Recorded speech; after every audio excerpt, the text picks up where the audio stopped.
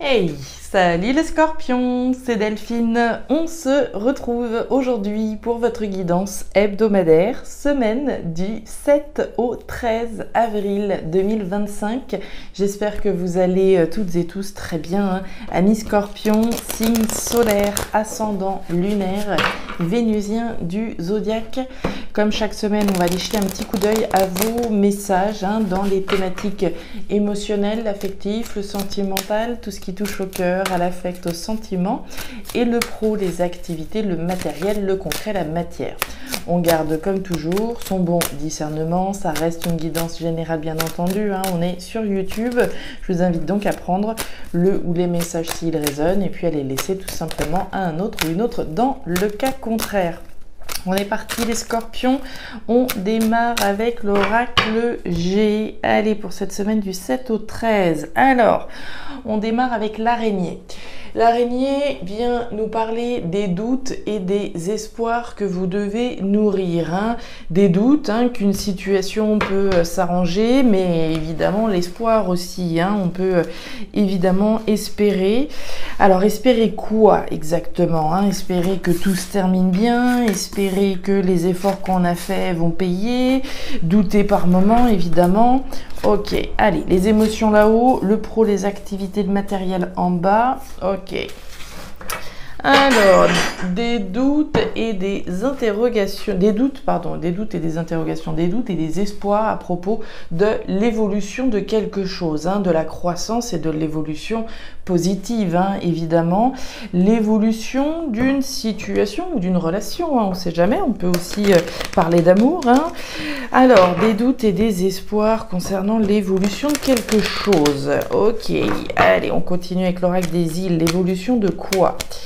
Allez, les scorpions, les scorpionnes pour cette semaine du 7 au 13, le mental. Alors, on nous parle de la machette.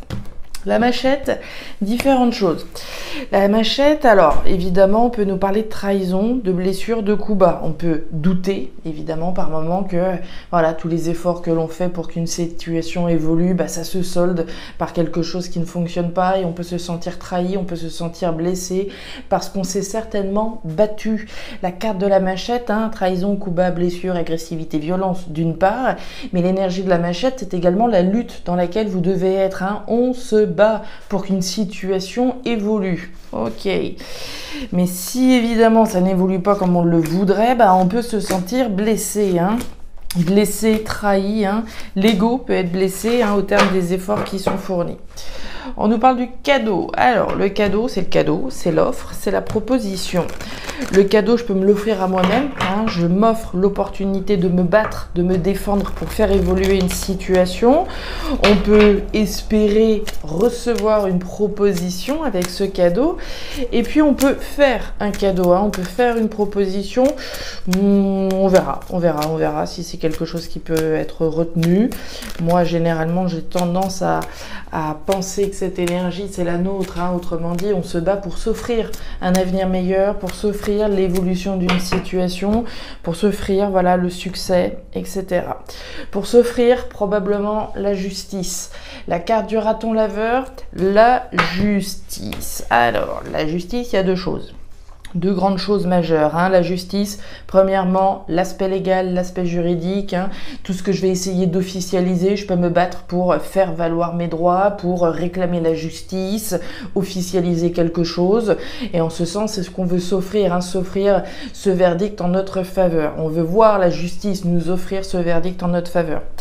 La justice, on n'est pas tous, évidemment, dans des processus juridiques, légaux, etc. Mais on peut se battre pour ce qui est juste pour nous, l'énergie de la justice, autrement dit la justesse. Ok. Et derrière, on nous parle du quimboiseur, l'impression de ne pas avoir le contrôle, l'impression qu'il y a un certain nombre de choses qui nous échappent.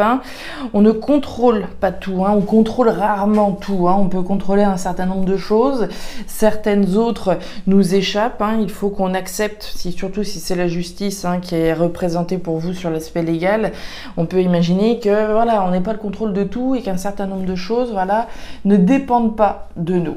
Ok, bon, les scorpions qui se battent pour la justice, pour qui se battent pour ce qui est juste, on est parti, les scorpions, vous voyez pas trop mal, on démarre avec vos émotions, c'est parti. Le parchemin, la carte de la campagne et la carte du papier. Bon, c'est assez limpide pour moi cette première ligne. Alors, on va commencer par l'énergie des papiers. L'énergie des papiers, thématique émotionnelle, thématique des choses qui vous tiennent à cœur. On va nous parler certainement des démarches que vous devez être en train de faire. Quand je parle de démarches, je vais vous parler de démarches typiquement administratives, des dossiers qu'on remplit, des formulaires, l'aspect administratif pur et dur. Donc dans un premier cas de figure, on sera là-dedans. Dans un deuxième cas, alors on n'est pas tant dans des démarches administratives, sinon dans cette notion de nécessité de remettre de l'ordre dans notre vie. L'énergie des papiers, c'est le tri, c'est le classement, c'est le rangement, c'est le ménage. C'est très clairement le ménage. Je trie, je classe, je range, je remets de l'ordre dans une situation. Dans une situation qui me tient à cœur. J'ai à cœur de mettre de l'ordre dans quelque chose dans ma vie.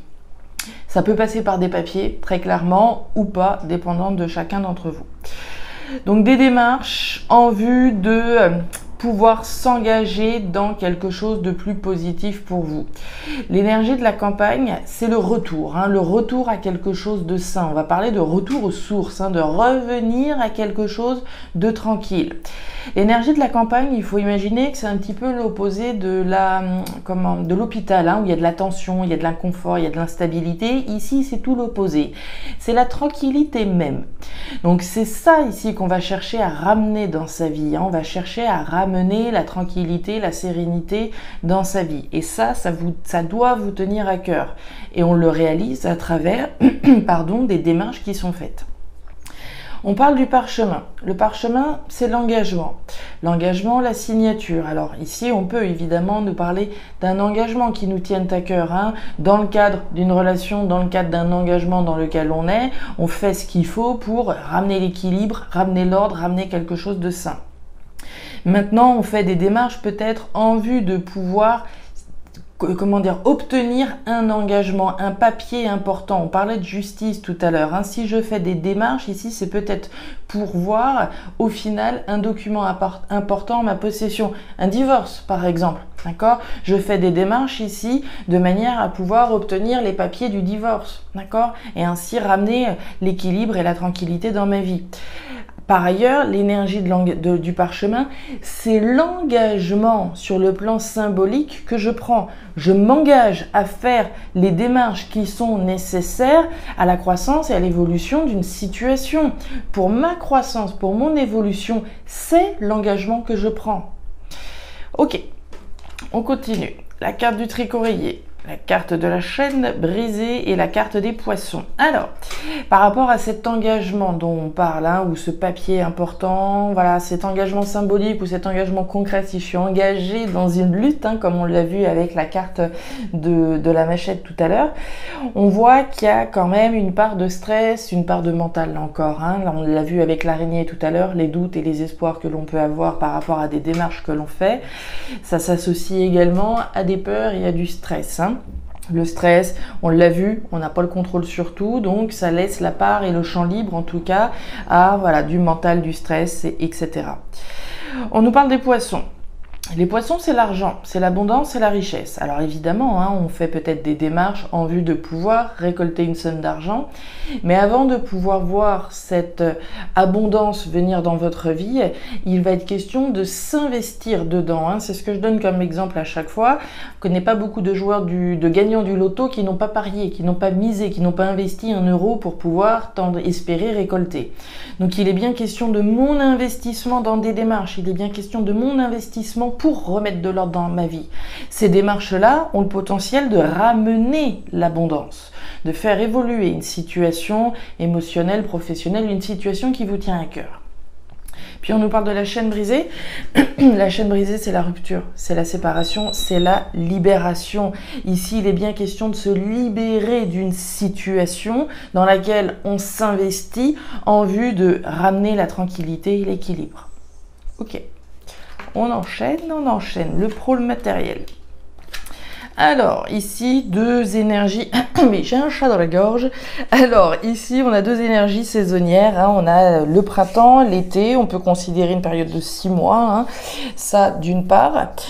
Mais l'énergie du printemps, c'est l'énergie du potentiel d'aller chercher l'abondance. Bien. L'abondance, elle n'est pas très loin. Hein. Elle est juste là. Le potentiel d'aller chercher l'abondance. On parlait de démarches en vue de générer plus d'abondance, de démarches dans lesquelles vous vous investissez.